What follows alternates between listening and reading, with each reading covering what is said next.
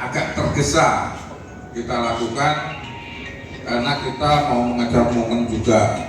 Pada intinya perpolitikan di negara kita saat ini itu kan carut marut satu sama lain, itu akhirnya saling mencurigai Mahfud.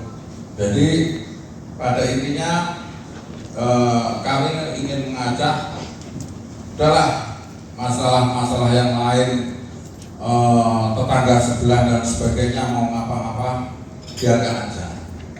Kita lebih fokus pada pemenangan kita, karena kalau nggak gitu nanti kita malah tetangga kita juga yang akan berbahagia menggunakan kesempatan tersebut. Untuk di DIY, satu hal yang saat ini memang perlu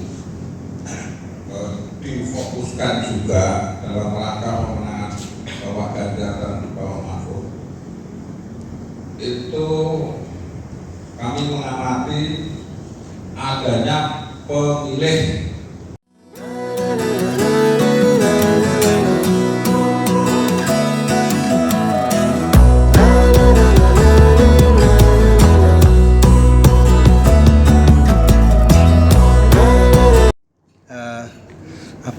MK itu ya.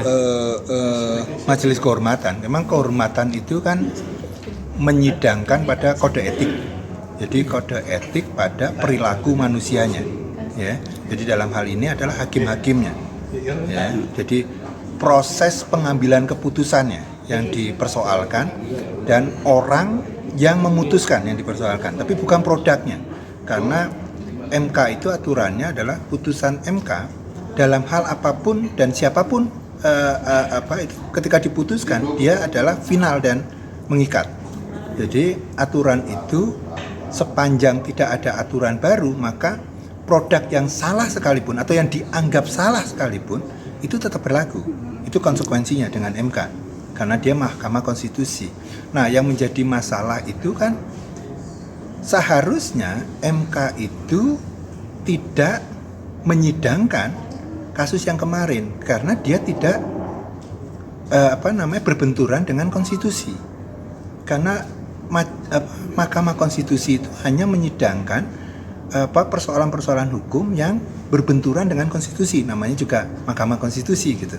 Nah, tapi sekali lagi apapun yang nanti putusan dari MK itu hanya lebih pada punishment kepada hakim-hakim yang diduga abuse of power, menggunakan kewenangannya untuk melakukan satu tindakan berlebihan, tapi tidak membatalkan pada putusannya. Nah, walaupun tidak menutup kemungkinan bahwa akibat dari putusan MK itu justru menjadikan situasi yang menjadi tidak pasti gitu. Satu, sudah ada muncul gagasan di beberapa anggota DPR untuk melakukan proses pemanggilan presiden itu. Nah gitu ya. Tapi mau apa gitu? Mau apa? Karena toh putusan itu sudah menjadikan kandidat-kandidat yang ada sekarang itu adalah seperti ini. Kan tinggal nanti pada waktunya, saya lupa tanggal berapa pastinya, itu KPK memastikan bahwa KPU memutuskan bahwa kalau sekarang itu kan statusnya masih calon balon, karena nanti baru dinyatakan resmi ketika KPU sudah menyatakan bahwa seluruh syarat yuridisnya terpenuhi dan tidak ada sesuatu yang kurang, maka ditetapkan yang bersangkutan sebagai calon presiden, kan gitu. Nah, sejak ditetapkan oleh KPU sebagai calon presiden, maka calon-calon ini diambil alih oleh negara, pengamanannya dan sebagainya itu sudah diambil alih oleh Pas Pampres gitu. Nah, itu prosesnya seperti itu. Nah, itu yang dalam konteksnya soal di MK. Nah, yang persoalan tadi kedua apa? Yang soal relawan apa pertanyaanmu tadi? Terhadap keputusan MK yang seperti ini, mungkin mitigasinya bagaimana? Nah, satu agar tercipta kondusivitas di negeri ini. Satu bahwa MK ini tidak akan menarik mundur, putusan MK ini tidak akan membatalkan kandidasi yang sudah ada ya. Jadi fakta itu harus diterima karena memang aturan hukumnya putusan MK itu final dan mengikat. Nah sehingga ya fakta hari ini bahwa kandidat itu di Pilpres itu diikuti oleh 3 calon ini. Nah itu harus diterima dan kemudian tinggal sekarang diarahkan pada bagaimana sebuah role on the game yang lebih jelas. Nah tapi itu juga tidak cukup hanya dengan memberi statement bahwa netralitas dan sebagainya, tapi juga harus dibawa ke ruang yang lebih bisa ada contoh-contoh yang lebih konkret. Ketika Pak Jokowi memaknai atau menekankan bahwa ASN tidak boleh tetap harus netral, tidak boleh berpihak. Nah konkretnya itu bagaimana? Konkretnya. Nah karena kan sekarang itu banyak pernyataan-pernyataan pejabat-pejabat publik di ruang publik itu tidak mempunyai satu alat ukur yang jelas. Itu jadi itu sebagai statement, tapi kemudian konkretnya apa? Karena yang memberikan statement pun tidak bisa memberi contoh secara konkret. Nah itu yang agak susah. Nah oleh karena itu mudah-mudahan kemarin inisiasi Pak Jokowi sebagai presiden mengajak makan siang 3 calon presiden ini itu benar-benar membawa suasana yang lebih sejuk. Walaupun banyak pihak juga meragukan itu, tapi minimal ada upaya untuk memulai itu, ya, membawa situasi yang sejuk, dan kita harus mengakhirilah gontok-gontokan seperti pemilu di 2014 maupun 2019. Dan ke depan mudah-mudahan kalau ini bisa ketemu satu formula yang baik, formula yang baru di 2024, mudah-mudahan kita benar-benar bisa menemukan satu formula baru ini pada nanti dalam pemilu 5 tahun yang akan datang, sehingga ini tidak terus mengulang-ulang pada situasi seperti ini. Gitu sih kira-kira Mas.